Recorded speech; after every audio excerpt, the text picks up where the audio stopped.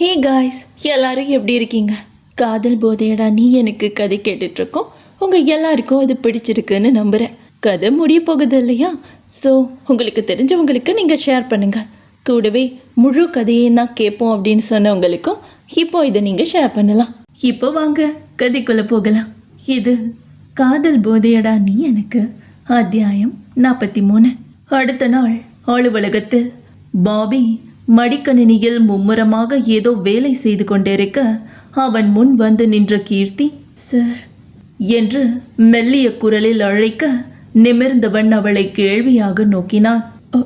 ஒரு 3 hours permission கிடைக்குமா sir என்று கீர்த்தி தடுமாற அவளை அழுத்தமாக பார்த்த பாபி, என்ன சும்மாலாம் வேலையை வச்சுக்கிட்டு உங்களை அனுப்ப முடியாத ரீசன் சொல்லுங்க மிஸ் கீர்த்தி என்று கேட்க தயக்கமாக அவனை ஏறிட்டவள், என்னைக்கு என் பொண்ணு பார்க்க வராங்க என்று தலையை குனிந்து கொண்டு சொல்ல இருக்கையில் சாய்ந்து அமர்ந்து அவளை ஆழ்ந்து பார்த்தவன், ஓ அப்படியா, இப்போ வாச்சும் புத்தி வந்ததே என்று கேலி குரலில் சொல்ல, ஏதாச்சும் ஒன்றாவது நல்லா நடக்கணும், என் அப்பாவோட சந்தோஷம் தான் எனக்கு முக்கியம் என்று கீர்த்தி சொல்ல அவளையே சிறிது நேரம் அமைதியாக பார்த்தவன், யூ மே கோ என்று விட்டு திரையில் பார்வையை பதிக்க, என் மேல உனக்கு காதலி இல்லையா தரு என்று மானசீகமாக கேட்டுக்கொண்டவள் தன் அவனை ஏக்கமாக ஒரு பார்வை பார்த்துவிட்டு வெளியேறினாள்.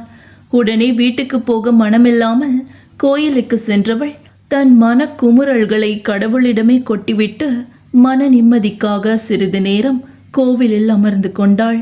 அப்பாவின் சந்தோஷத்துக்காக சம்மதம் சொன்னாலும் மனம் முழுக்க தன்னவன் மட்டுமே இருக்க வேறு ஒருவனை மனம் ஏற்க விட்டால்தானே அவளால் முடியவில்லை. கண்கள் கலங்க தன்னவனை நினைத்து கொண்டிருந்தவளின் சிந்தனையை கலைக்கும் விதமாக அலறியது அவளுடைய கைபேசி. அவளுடைய தங்கையை அழைத்திருக்க அழைப்பை ஏற்றவள், வந்துட்டுருக்கேன் கீதா என்று மட்டும் சொல்லிவிட்டு அழைப்பை துண்டித்து வீட்டை நோக்கி நடக்க தொடங்கினாள். வீட்டை நெருங்கியவளுக்கு வாசலில் வரிசையாக நின்றிருந்த கார்களை பார்த்ததும் முகம் பிரகாசமானது. ஜிலேபி என்றழைத்தவாறு அவள் வீட்டுக்குள் நுழைய அவள் நினைத்தது போலவே ஹால் சோஃபாவில் மாயாவும் ரோஹனும் அமர்ந்திருந்தனர். அரவம் உணர்ந்து திரும்பி பார்த்த மாயா, பொண்டா என்று அழைத்தவாறு அவள் அருகில் செல்ல அவளின் அழைப்பை கூட உணராது மாயாவை ஓடி வந்து அணைத்திருந்தாள் கீர்த்தி. கீர்த்தியின் தங்கை கீதாவோ தன் அக்காவின் அருகில் வந்து, அக்கா நிஜமாவே உங்க ஃப்ரெண்டு தானா என்று குறையாத அதிர்ச்சியில் கேட்க அவளை புன்னகையுடன் பார்த்த மாயா கீர்த்தியின் தோளில் கை போட்டு, இல்லையா பெண்ண, நானும் அக்காவும் same college, same department and ஹாஸ்டலில் கூட ஒரே ரூம் தான் என்று சொல்ல கீர்த்தியோ அவளை அதிர்ந்து பார்த்தாள். அவளுடைய கண்கள் கலங்க, ஜிலேபி என்று தழுதழுத்த குரலில் அழைத்தவளுக்கு மாயாவின் கண்களில் தெரிந்த குறும்பு பார்வையே அவளுக்கு எல்லாம் ஞாபகம் இருக்கிறது என்பதை உணர்த்தியது. மாயாவை தாவி அணைத்து அவள் அழ ஆரம்பிக்க ஆதரவாக அவள் முதுகை நீவி விட்டவள், ஐம் சாரி போண்டா, 5 வருஷம் கழிச்சு ஒன்று பார்க்கும்போது எனக்கு எல்லாமே ஞாபகம் இருந்துச்சு, ஆனால் வெளிக்காட்ட முடியாத சூழ்நிலையில் நான் இருந்தேன், ஐம் சாரி என்று வேதனையுடன் சொன்னாள். அப்பொழுதுதான் இவர்கள் அழைத்ததாக கீர்த்தியின் வீட்டுக்குள் நுழைந்த சஞ்சய்க்கும் மாயா சொன்னதை கேட்டு அதிர்ச்சியாக இருந்தது. ரோஹனின் புறம் திரும்பியவன், என்ன நிஜமாவாடா என்று கேட்க அவனோ புன்னகையுடன் தலையசைத்தான். தங்கச்சிமா சஞ்சய் ஆர்வமாக அழைத்ததில், அண்ணாத்த உன்னை மறப்பேனா நானு என்று மாயாவும் ஆரவாரமாக கேட்க ரோஹனோ நெற்றியை நீவி விட்டவாறு சிரித்து கொண்டான். ரொம்ப தேங்க்ஸ்க்கா, உங்கள் ட்ரஸ்ட் மூலமாக தான் என்னால் படிக்க முடிஞ்சது, இப்போ நான் 2nd year மெடிக்கல் ஸ்டூடெண்ட் என்று கீதா நன்றி உணர்ச்சியோடு சொல்ல அப்போதுதான் கீர்த்திக்கும் பொறி தட்டியது. அன்று மாயாவிடம் கீர்த்தி தங்கையின் படிப்பு சம்பந்தமாக வேதனையாக பேசிய அடுத்த கொஞ்ச நாளில்தான் அவளது மொத்த படிப்பு செலவையும் மகேஸ்வரி ட்ரஸ்ட் ஏற்றுக்கொண்டது. இப்போதுதான் கீர்த்திக்கும் அது மாயாவின் வேலை என்று புரிய, அப்படின்னா அன்னைக்கு என்று கண் கலங்க அவள் ஏதோ சொல்ல வர அவளை முறைத்த மாயா, என்ன அடிச்சு மூஞ்சி முகரையெல்லாம் பேத்துருவேன். ஓ சிஸ்டர் எனக்கும் சிஸ்டர் தான். இங்கே நான் வந்தப்போ என் எல்லா கஷ்டத்துக்கும் ஆறுதலாக இருந்தவ நீ. நீ என்னோட இன்னொரு அம்மா மாதிரி போண்டா என்று சொல்ல, அடியாத்தி இப்போதான் என் ஜிலேபி ஒரு ஃபோமுக்கு வந்திருக்கா போல என்று கேலியாக கேட்டாள் கீர்த்தி. அதை கேட்டு மாயா சிரிக்க, அது சரி, நான் எவ்வளோ கஷ்டப்பட்டேன் தெரியுமா? உரிமையாக உன் கூட பேச முடியலை, பழக முடியலை, ரொம்ப கஷ்டமாக இருந்துச்சு. ஏண்டி அன்னைக்கு என்கிட்ட சொல்லாமல் கொள்ளாமல் போனேன்? இனி அப்படி பண்ண நிஜமாவே உன் கூட நான் பேச மாட்டேன் என்று கீர்த்தி கடிந்து கொள்ள, அதானே நல்லா புத்தி குறைக்கிற மாதிரி அடிச்சு சொல்லு தங்கச்சி என்று ரோஹனும் அவன் பங்கிற்கு சொன்னான். ஹே சாரி சாரி, எனக்கு புரிஞ்சுது போண்டா. என்கிட்ட உனக்கு ஒரு விலகல் இருக்க தான் செஞ்சது. ஆனால் என்னால் உண்மையை சொல்ல முடியல. அது உங்கள் உயிருக்கு ஆபத்தாக முடிஞ்சிருக்கும். அதனால தான் வாயை மூடிக்கிட்டு இருந்துட்டேன் என்று விட்டு மாயா நடந்தது அனைத்தையும் சொல்லி முடிக்க, கீர்த்திக்கு அதிர்ச்சி தாங்கவே இல்லை. கீர்த்தி அதிர்ந்து போயிருக்க அவளின் மனநிலையை மாற்ற எண்ணிய மாயா குறும்பாக, சரி சரி அதெல்லாம் விட, உன் லவ்வ தரு கிட்ட சொல்லிட்டியா? அவன் என்ன சொன்னான்? வேணான்னு சொல்லியிருந்தாலும் ஒன்றும் பிரச்சனை இல்லை. நான் அன்னைக்கு காலேஜில் சொன்ன மாதிரி சூப்பராக ஹேண்ட்ஸமாக உனக்கு ஒரு மாப்பிள்ளையை பார்த்துருக்கேன். மாப்பிள்ளை ஒன்றுவே என்று சொல்ல, ஏ என்னடி வளர்ற என்று கீர்த்தி அதிர்ந்து கேட்டுக்கொண்டிருக்கும் போதே, நாங்கள் உள்ள வரலாமா மாமா என்ற குரலில் திரும்பியவள் வாசலில் நின்றிருந்தவனை பார்த்து உறைந்தே விட்டாள். ஐயா மாப்பிள்ளை வந்துட்டாரு மாயா உற்சாகமாக சொல்ல, கீர்த்திக்கு தான் புன்னகையுடன் நின்றிருந்த பாபியை பார்த்த அதிர்ச்சியில் மாயா சொன்னது கூட புத்தியில் ஏறவில்லை. வாசலில் பாபியும் அவன் தந்தை மார்த்தாண்டமும் நின்றிருக்க அவர்களை பார்த்த கீர்த்தி, இப்போதானே அப்பா பார்த்த மாப்பிள்ளை வர்றதா இருக்காங்க, இந்த நேரத்தில் இவங்க 2 பேரும் இங்கே என்ன பண்ணுறாங்க என்று நினைத்தவாறு புரியாமல் பார்த்து கொண்டிருக்க, அடுத்த கணம் அவளின் அப்பாவின் அழைப்பில் வாயை பிளந்து விட்டாள் அவள். வாங்க ஐயா, வாங்க மாப்பிள்ளை என்று கீர்த்தியின் தந்தை மகிழன் வரவேற்க, என்னது அவன் மட்டும் உனக்கு மாப்பிள்ளை, நான் மட்டும் உனக்கு ஐயாவா? சம்மந்தின்னு கூப்பிடு மகிழா என்று சாதாரணமாக சொல்லி சிரித்தவாறு மார்த்தாண்டம் உள்ளே வர அவரும் தயக்கத்தை விட்டு, அட வாங்க சம்மந்தி என்று சிரித்தவாறு அழைத்தார். சோஃபாவில் அமர்ந்த பாபி கீர்த்தியை குறும்பாக பார்க்க அவளோ தன்னவனையே அதிர்ந்து பார்த்து கொண்டிருந்தாள். என்னம்மா மருமகளே, எப்படி இருக்க என்று மார்த்தாண்டம் கேட்க, கீர்த்தியோ மருமகளா? யாரு, நானா என்று அவரை மிரண்டு போய் பார்க்க, அவளின் பார்வையில் முட்டிக்கொண்டு வந்த சிரிப்பை அடக்க படாத பாடுபட்டான் பாபி. ஆமாடி, மாப்பிள்ளைக்கும் சம்மந்திக்கும் காஃபி எடுத்துட்டு வாமா என்று மகிழன் சொல்ல, அவளோ அப்போதும் அதிர்ச்சியிலிருந்து மீளாது மலங்க மலங்க விழித்து கொண்டு நிற்க, மாயாவும் ரோஹனும் சஞ்சயும் வாய்விட்டே சிரித்து விட்டனர். மாமா, அதுக்கு முன்னாடி உங்கள் பொண்ணு கூட நான் கொஞ்சம் தனியாக பேசினோம், வித் யோர் பெர்மிஷன் பாபி இழுக்க, அட இதில் என்ன தயக்கம் மாப்பிள்ள, நீங்கள் தாராளமாக பேசலாம் என்றவர் கீர்த்தியிடம், கீர்த்திமா மாப்பிள்ளை அழைச்சிட்டு போமா என்று சொல்ல, அவளின் அதிர்ந்த முகத்தை பார்த்த பாபிதான் சபா என்று பெருமூச்சு விட்டு அவளின் கையை பிடித்து இழுத்து கொண்டே சென்றான். அப்போதுதான் மாயாவை கவனித்த மார்த்தாண்டம், மிஸ் மாயா, நீங்கள் எங்க? என் பையன் சொல்லும்போது கூட என்னால் நம்பவே முடியலை. வாட் அ பிளசன்ட் சர்ப்ரைஸ் என்று உற்சாகமாக சொல்ல, glad to meet you uncle என்று அவருடன் கை குலுக்கியவள், அப்புறம் உங்கள் பிஸ்னஸ்லாம் எப்படி போகுது என்று பேச்சை ஆரம்பிக்க, ரோஹன் தான் கர்மா இவள என்று பல்லை கடித்தவாறு இருவரையும் மாறி மாறி பார்த்தான். வீட்டின் பின் வளாகத்திற்கு பாபி கீர்த்தியை இழுத்து கொண்டு வந்திருக்க, அவளோ பயத்தில் கைகளை பிசைந்தவாறு அவனை ஏறெடுத்தும் பார்க்காமல் தலை குனிந்து நின்றிருந்தாள். அவனோ பேண்ட் பாக்கெட்டுக்குள் கையை விட்டவாறு அவளையே அழுத்தமாக பார்த்தபடி நிற்க, நீங்க என்ன என்று கீர்த்தி கேட்டு முடிக்கவில்லை. அதற்குள் ஐ லவ் யூ என்று பட்டென்று சொன்னான் பாபி. அதில் திடுக்கிட்டவள் கொஞ்ச நெஞ்ச தைரியத்தை வரவழைத்து கொண்டு, இல்லை நீங்க தான் வேற ஒரு பொண்ணு என்று தயக்கமாக நிறுத்த, தன்னவளை நெருங்கி நின்று கொண்டவன், அட ஆமாம்ல, நான் என் ஸ்வீட்டியை லவ் பண்ணுறேன்ல. ஆனால் என்னென்னா என் ஸ்வீட்டி யாருன்னு தெரியாத அளவுக்கு நான் என்ன முட்டாளா? என்கிட்ட நீயா வந்து உள்ளாம சொல்கிறதுக்கு உனக்கு இத்தனை நாள் தேவைப்பட்டுச்சா என்று அவள் உயரத்திற்கு குனிந்த அவன் கேட்க கீர்த்தி அதிர்ந்தே விட்டாள். எல்லாம் புரியல.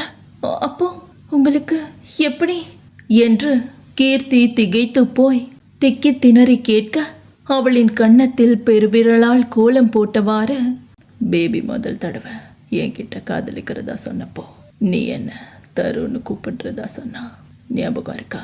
அப்பவே தெரிஞ்சிடுச்சு. ஏன்னா என் ஸ்வீட்டி மட்டும்தான் என்ன அப்படி கூப்பிடவா.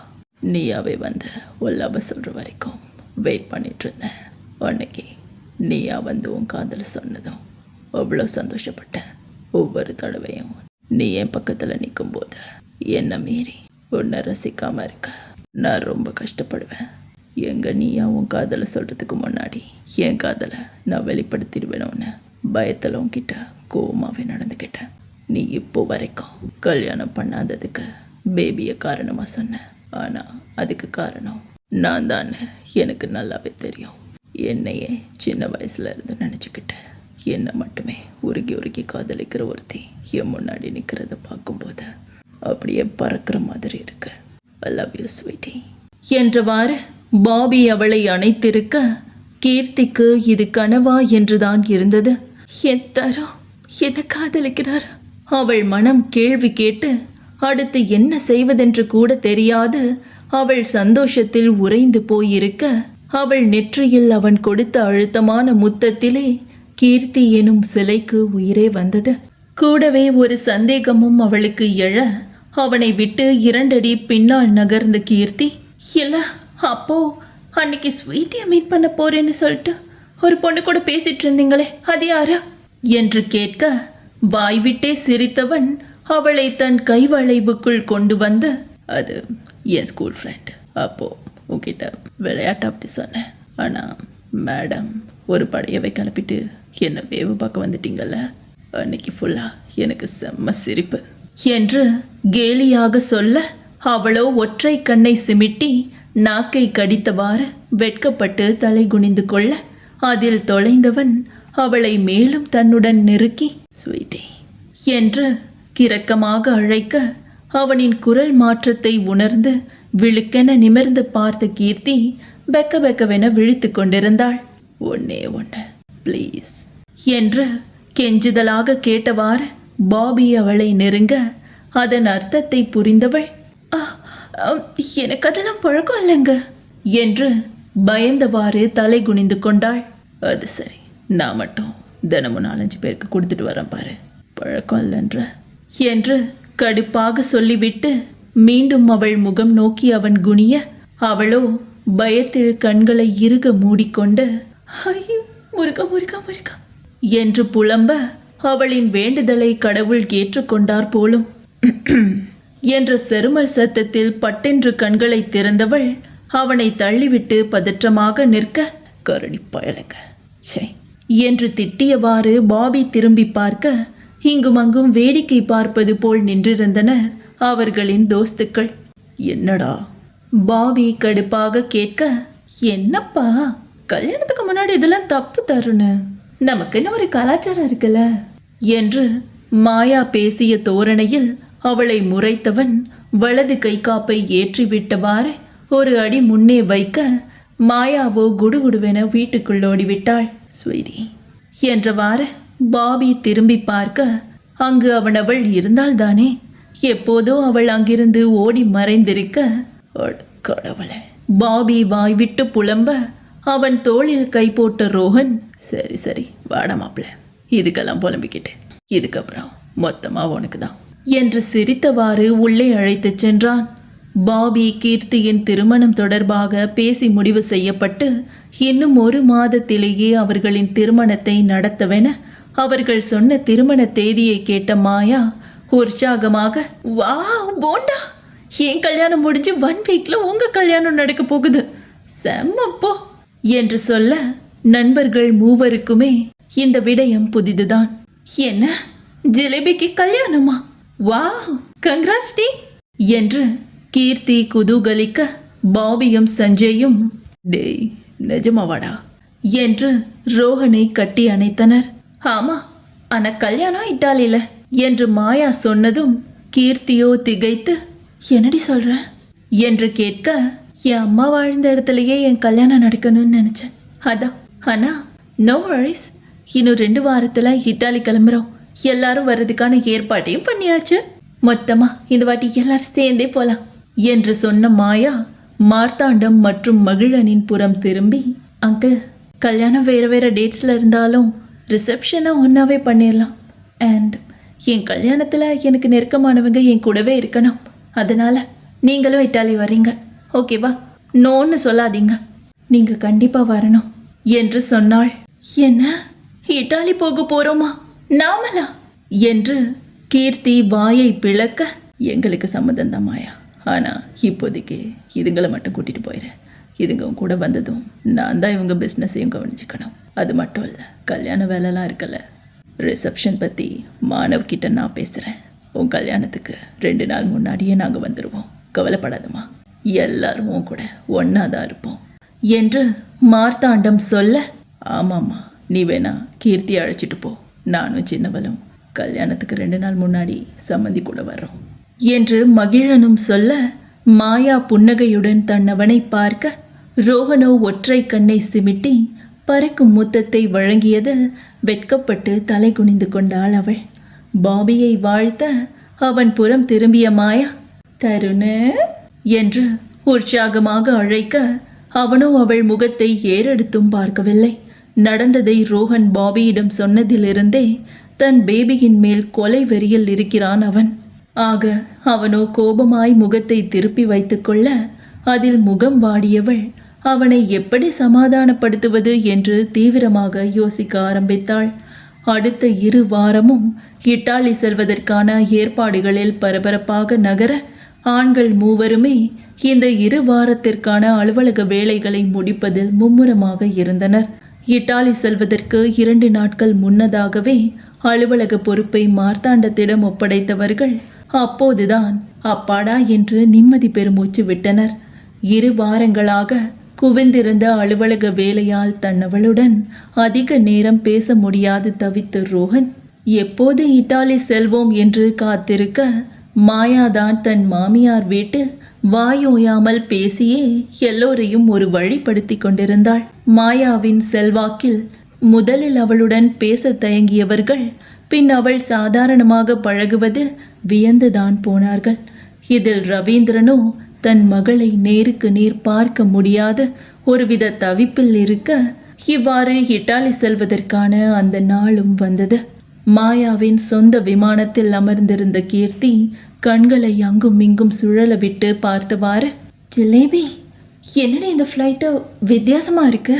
அதுவும் நம்ம குடும்பம் மட்டும்தான் இருக்கு, ஏன் வேற யாரும் புக் பண்ணலையா என்று புரியாது கேட்க, என்னடி பேசுற, இது நமக்கு சொந்தமான பிரைவேட் ஜெட் போண்டா என்று மாயா சாதாரணமாக சொல்ல, என்னடி ஏதோ ஆட்டோ கார் சொந்தமாக வச்சிருக்கிற மாதிரி அசால்ட்டா சொல்ற என்று கீர்த்தி திகைத்து போய் கேட்க, ஐயோ, இது உனக்கும் சொந்தமானதுதான், நீயும் யூஸ் பண்ணிக்கலாம் என்று மாயா அடுத்து சொன்னதில், எனது வேணா வேணா, எனக்கு என் ஸ்கூட்டியே போதும் என்று கீர்த்தி சொன்ன பாவனையில் வாய்விட்டே சிரித்தவள் தன் நண்பியை அணைத்து கொள்ள, அவளும் புன்னகையுடன் அணைத்து கொண்டாள்.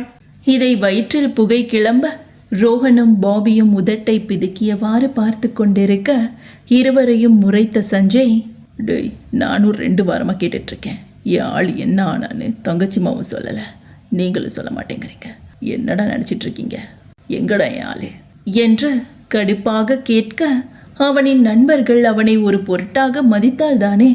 ரோஹனோ தன்னவளையே பார்த்திருக்க, ஏதோ ஒரு உந்துதலில் அவனின் புறம் திரும்பியவள் கண்ணாலே என்ன என்று கேட்க, அவனும் ஐ மிஸ் யூ என்று கண்களாலேயே உணர்த்தினான். அவனின் மனதை படித்த மாயா சுற்றி முற்றி பார்த்துவிட்டு பறக்கும் முத்தம் ஒன்றை வழங்க, அவளின் முத்தத்தை பிடித்து தன் இதழுடன் விரலை ஒற்றி எடுத்தவன் லவ் யூ என்று காதலாக முணுமுணுக்க, வெட்கப்பட்டு கீர்த்தியின் தோளில் முகத்தை புதைத்து கொண்டாள் மாயா.